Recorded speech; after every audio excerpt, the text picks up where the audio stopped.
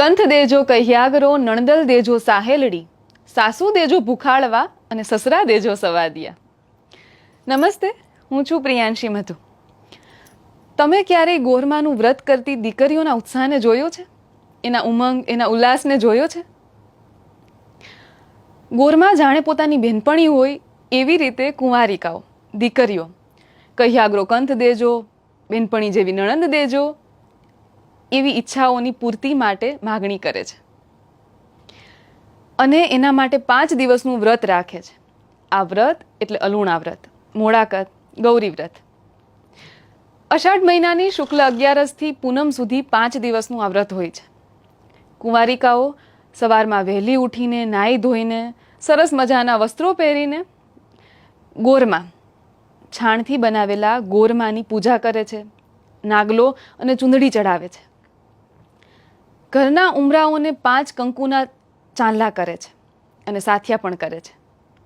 આખો દિવસ અલુણું એટલે કે મીઠા વગરનું ભોજન કરે છે અને સતત 5 દિવસ આ વ્રત કરીને પછી 5મા દિવસે એટલે કે છેલ્લા દિવસે એ ગોરમાને નદીના પાણીમાં પધરાવી દે છે અને આખી રાતનું જાગરણ કરે છે, ગીતો ગાય છે, ગરબા રમે છે.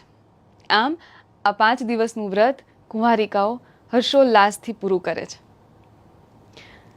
ભારતીય નારી એટલે કે આર્ય નારીની આ સહજતા, આ સુંદરતા છે.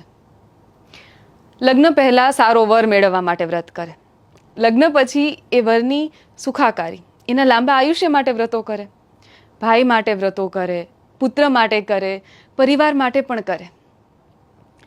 આના ઉપરથી એક સરસ મજાની ઘટના છે. કવિવર શ્રી રવિન્દ્રનાથ ટાગોર વિદેશમાં હતા, વિદેશ પ્રવાસે હતા, ત્યારે કોઈએ એમને પૂછેલું કે તમારે ત્યાં ભારતમાં સ્ત્રીઓ તો જાત જાતના વ્રતો કરે છે, પુરુષોમાં પણ આવું છે ખરું?